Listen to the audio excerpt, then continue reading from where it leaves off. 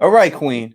So, all right, Your y'all. point is that the point I said she was black, and people are saying she's not black, and you were making a statement about. I don't know if you were on to say she was or she wasn't, but you were making a statement why people don't think she's black. So go right ahead. Here's the thing, right? And I just wanted just to put y'all just here's the so you understand my background. I went to Howard University, proud Bison. My daughter's going to Howard University. I refuse to let her go anywhere else. Go HU. I was not going to vote for anybody but Kamala. Like, it just was not going to happen. Come on, it just wasn't going to happen. Harris was going to be my vote. It is what it is, right? All right. However, she has done some messed up things, and in that research, yeah, people have asked questions, and it's not that she isn't black. That's not it. Y'all need to understand. I mean, you could go to things like you go to like Foundational Black Americans or even ADOS101.com, right? During the 8 years that Barack Obama was president, Tony, did you know that Black America lost 50% of its wealth?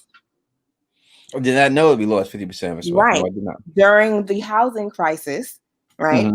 When the Democratic Party, which was led by Barack Obama, refused to bail out homeowners, which is the everyday person, the people that got hit the most were the people who were hit by those subprime loans. And guess who they targeted with those subprime loans, Tony? Black people. And me, exactly. So when he refused to bail the homeowners out, who did he refuse to bail out? Black people. Now, I would say this for a fact. Barack Obama did not do a great job as a president for black people.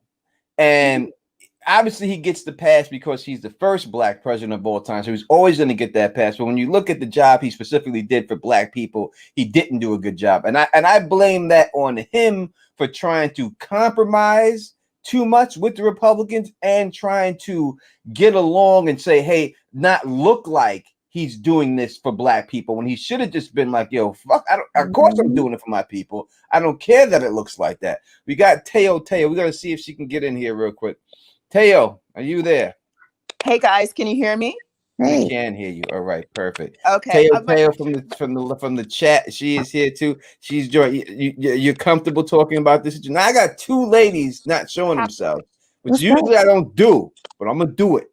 You got to tonight, Tony. I would have, but nah, y'all don't understand. It's not. All right, I'm gonna do it. I got a good excuse, Tony. I got a good excuse. I'm jet lagged. I just got back from Europe, and I look like I just got back from Europe. I could just do this, right? I could do that. We can still hear you, right? You can hear me. All right, you can hear both of you. I can just keep me up, and then we will hear you anyway. All right, we'll do this for a little while, and then we'll go back. All right, go ahead. So, Lady D, everyone knows she is a black woman. In case y'all don't realize that. Very. All right, so go ahead, continue. I'm sorry. And so in that, when Black America lost 50% of its wealth, the question started being asked, just like how you said, Tony, well, he could have done more for his people. Well, the question started being asked, well, who are Barack Obama's people? Barack Obama did not grow up like the average Black American. The average Black American is not the child of an immigrant. That's only 20% of the population. The average Black American is actually the descendant of a slave. And the descendants of slaves, statistically speaking, because data does not lie, right, are at the bottom of America, socioeconomically, education-wise, health-wise. Let me count the ways. Correct? You are correct. So I agree. I agree that African Americans, Black Americans are descendant of slaves. There you go. That's 100%. Now, yes, they are descended from slaves. There's no way really to look around. So I agree with that. So we're talking about that real quick, that she's not a Black American, then I could agree with you saying that a descendant from. I think she's Black. Now, Black and African American are two different things, right? To me, like when I say Black, and I mean Black, but I'd rather say Black than African American. But Black to me is like Black is Jamaican. But that's African. It's Haitian. You, Tony, it's French. Because you're Black. But white people, when you say Black, ask Bridge 4. Ask somebody that's white right now what they think of when they say Black. And they think of anybody with black skin or brown skin. And the problem with that is that statistically, somebody who immigrates here from Africa or immigrates here from the Caribbean and has kids, they make more money than people who are descendants of Blacks, of people who were enslaved. That is just data. That is true. We have not had someone who was a descendant of a slave in the White House. That is true.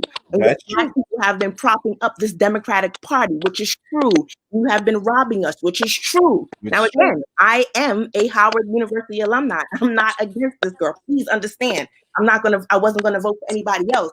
But this is the argument. No one is saying that she's not black. That is a misnomer. And that is an intentional dumb down of the argument. The argument is there has never been a descendant of a slave in the White House. And to date, there has never been an agenda that specifically speaks to us, not even the one now with a supposed black woman on the ticket, not even the one 12 years before with a black man at the top of the ticket. So we need to redefine what black is, and that is what the argument is. Because by aggregating the data and including everyone with black skin as black, what is happening is that those descendants of slaves are staying at the bottom. There's a reason why you have generations of people growing up in the projects. It's not that they're stupid or they're not working hard enough. You cannot amass generational wealth without owning a home. You cannot amass generational wealth without education. And these things are not being doled out fairly. And they're definitely not being doled out fairly across the black spectrum. I'm not going to go into like all the data because to my point, your girl is talking Tile, hey, you're saying that you're jet lagged. I'm in cybersecurity and we are in the middle of an election and I'm in Fulton County. Like the amount of sleep that I'm getting is negligible, straight up. But that's the argument, y'all. Like go to 8os101.com and look at it. The Black America lost 50% of its wealth under a black man. And it's because that black man was not descendant of a slave. He's looking at everybody as Americans and it doesn't matter, we're all black. No. Because statistics will tell you that somebody who has the last name Udofa will have a better chance of getting a job than someone with the last name Jenkins. This is data. This is numbers. All right. So what you're saying, that's what young Pharaoh is trying to say when he says she's not black. And they just dumbed down the argument. I understand it because people weren't grasping it. And so it just went viral and the white supremacists took it or whatever. And it's like, oh, she's not black. No, that's not the argument at all. She's black. But the reality is the black people who are getting hit the hardest have no representation and are continually being leaned on for this, whatever you want to call country. At this point, we do have to blame the people that we put in power to represent us for not representing us correctly. But Teo, you here? Do you have something to say about this? And this raises a bigger issue. And I agree that we cannot allow ourselves to get sidetracked on whether she's black or not black. Academically and sociologically, African Americans have been defined as people with at least identifiably sub-Saharan African features, because a lot of North Africans would not qualify as what people stereotypically think of as black, who are descendants of slaves and obviously have some other blood because slavery involves rape. And so there's always going to be other blood and slave descendants in the Americas. And that's a sociological, academic, and very true discussion. But it sidetracks us from almost a bigger issue that in this country, there has always been a myth that our community has been homogenous. And we have not had the privilege of being unique. Kamala Harris does not represent all Black people, and neither did Barack Obama. I understand that as a Black voter, I was kind of held hostage. And essentially what I did was I voted for Mr. Drummond and the pretty cop over the crazy guy. And it's because our vote has been held hostage. And that's something that we need to talk about. I think that the Democratic Party just realized that by doing the same thing to Latinos, and that's why they lost Florida, because they looking at Mexicans and Puerto Ricans and Cubans and thinking they're all the same. And then Trump, he went there and said, hey, I'm going to appeal to the Cubans in Florida, and I'm going to talk about socialism, even though, a lot of them support democratic socialism, which is a different form, but I'm going to prey on their emotions and their flashbacks of living in a socialist country of Cuba, and that's how I'm going to get those votes. And that's how he did steal those votes. So I do believe that we are lumped together, and not everybody is the exact same. Like I would tell you straight, if you're from New York and you go down south, you say these cats ain't like me. Right? Exactly. You see that. It's like that. It's a couple of states down. Your cousins, you like, what, cuz? What are you talking about? Now we Black and we all have Black experiences. Like, listen, you grow up, you and your cousin's bed, and you got to sleep head to feet, and his yes feet is in your face. No, Oh, I got no, he flashbacks didn't. to my cousin's feet. No, he didn't. We have more experiences like that. We are all not the same. It's all We're not not. the same. It's And definitely, we haven't, we different situation. actually, we never were. We haven't been the same since we set foot on this side of the world. It's just that there was a fake science that made us Black. We had to be because we didn't have a choice, and we joined together. We spoke different languages. We were different religions. We had different ancestry, but then we all kind of got lumped together as Black. And oddly enough, when we explain now that it is something that is used to subjugate us, the competing argument is, well, no, Blackness is just a racial construct. Yeah, it was constructed to keep us down, and now it's being deconstructed to continue to keep us down. And that's something that needs to be explored on every level, as far as why were we labeled as Black? Because it was economically beneficial to the service of slavery when we got here. And now why are we being labeled as something else? Because it splits up our numbers when they need to be split up. No, And so it's a deeper conversation beyond, is she Black or is she not Black? I practiced law in the Bay Area when she was district attorney in San Francisco and when she was AG in California. So she's problematic for me, but I don't want to stop at just that statement. It's much, much, much longer conversation. And she is someone who's definitely willing to sacrifice who she needs to sacrifice. And I think the question is whether she's willing to sacrifice it for the greater good, or is she willing to sacrifice it because it is politically expedient for her? Yeah. And I'm not saying that there's any one answer. I'm saying that it's a conversation that we cannot be afraid to have. Now that's what I look at when I look at her, and I look, she did some fucked up shit to Black people while she was. Oh yeah, there's no denying it. There's no way looking around. But did she do that saying, "Hey, I have to play this game with these people to make them think I'm on their side in order for me to get where I gotta get," or did she just do that being greedy for herself? I am not gonna. I cannot comment on whether or not. I guess we don't know how she. Yes, because I don't know her like that. But what I can say, to your point, Kowtow, about them splitting up our numbers when we need to be closer together, that's not entirely true, right? So the data, you said you practice law in the Bay Area, so then you're aware of household net worth, right? So in California, in LA, I believe this, and I think it was in the New York Times, or I'll find the article, but you all are aware of what the net worth, the household net worth is for Black Americans across the board, and then compared to white Americans, $5,000 worth versus $100,000, right? Okay, well, in LA, African immigrants, their household net worth is $76,000, while Black people who are the descendants of slaves, their household net worth is at $7,000. And this happens across the country. Data is data. It's not about splitting us up. It's about the fact that when people do immigrate here, they don't learn about the Black experience. I am half Caribbean, fine. I know for a fact that half of my family looks at me a certain way because I heard it my entire life. And I've heard it from friends, and I've heard it from my husband, and I've heard it from, like, we've all gone through this. You've heard the Americans are lazy, Americans don't work as much, and whatever. There's a clear division in the Black community that is not being served.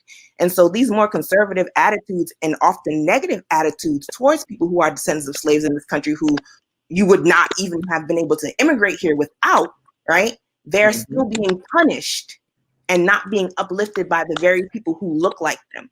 76,000 when your family got here in the 1980s, when my family was here before this country was a country. I think that's a valid argument for some people. I agree. What I lost you're saying. you for a second. Am I still here? Yes, you are here. Yeah, okay. I can hear you. Oh, I thought you wanted to comment on what she said. No, I said absolutely. I'm catching up in the chat. I'm sorry I lost you guys for a minute, but what you just said is absolutely right. And so there's the problem, right? Therein is the argument for reparations, one, but also the argument against Ms. Harris, HU, and against Barack Obama. Lady D, I gotta ask you. They're not Black. It's just the fact that at some point we need someone who is Black and also is a descendant of a slave in America. right? And it's not about who taught Caribbean people that Black Americans were lazy. Well, when you get here and you realize that we're going through something, learn about it. Understand that you are from a place that is unequal between each other because you all look alike, but you're not worried about a white man, dragging you down the street or raping your daughter and you not being able to do anything about it. That is a completely different construct. And that is the argument that is coming from people when they say, oh, she's not Black. Oh, no, she's Black. We can look at her. Obviously, she's Black, but is she going to serve our interests? Because the last one we voted in who was Black did not. And that's also, true. Can we talk about the fact, and this is going to get sensitive, and I love everybody, but I tell the truth. We have to talk about the fact that historically in our country, there has been a certain kind of Black that has been acceptable to be chosen to represent all of us. I mean, we can go all the way back and talk about the argument between whether it was going to be Rosa Parks or Colette Coven. And when that happens, the argument for that pick Misha choosing system is one saying we want to get the ones who are the most likely to be accepted. I understand that argument. But the counter argument to that is, well, the ones who are not, quote, acceptable, don't they still have the entitlement to the same rights? And if we are saying that America now loves Black people, we're falling into that same problem that we had when it was the Huxtables that were the acceptable Black family. It's a certain type of Black. And unfortunately, with women, when we add an aesthetic on top of that, and Kamala Harris is an aesthetically attractive woman. And I'm not being sexist or colorist or racist when I say that. She's an attractive lady. She can get it. She can get it. When it's a certain type that is put forward as the acceptable type, does that mean that now life becomes a little bit more equal and a little bit easier for the Kamala Harrises of the world? Or does life become more acceptable and more equal for Black women? Because there's a distinction. And I'm not going to name any names, but I'm sure people can imagine some faces in their heads of some people who are equally intelligent, equally articulate, equally qualified, and may have struggled more, but might not be what the American media considers to be camera friendly. And I wonder how they feel about that. I know how I feel about it. And it's a conversation that we need to have. But do you think that they play on Black people not accepting other Black people, like they play that up, like it's playing into their narrative by us talking about that and saying it? Is it dividing us by and allowing them to divide us? Because we've dealt with this since the beginning of slavery, whether you're talking about the house slave and the field slave, and I would say every Black person has their own experience. I could tell you about mine. I was always looked down upon by other darker skinned Black people, that I wasn't Black enough because I lived in a better neighborhood than they lived in. I didn't grow up in the projects. I grew up in a place called Leicester in Queens. And, even my cousins, like when I used to go out to Marcy projects and my cousins lived out there, like they used to, like his people that were all up there were like, oh, you ain't one of us. You live in a white neighborhood. You live over here. And it wasn't like, listen, bro, I'm going through the same exact things, if not worse than what you're going, because at least you got people around you. I'm out here by myself fighting this struggle. I'm out here getting discriminated against by myself with no one who got my back. At least if that was happening to you, you got your whole projects rocking with you. I got to handle this on my own down there. So do you think that by saying all this, Kamala's not Black, that it's actually playing into them and helping them divide us by doing it? I hear you. I think it hurts us if the conversation stops there. But I think that we have to acknowledge it because we're only as sick as our secrets, right? We have to acknowledge it and not get upset about it. It's just a truth that we need to acknowledge and we need to work through. The truth is that there are differences. And I think for just about any Black person who's ever had a job has heard at least one person pull you aside on some issue that relates to us. And they whisper, okay, you're right, but we can't talk about that. Or you're true, but nobody says it's true. We have to stop doing that.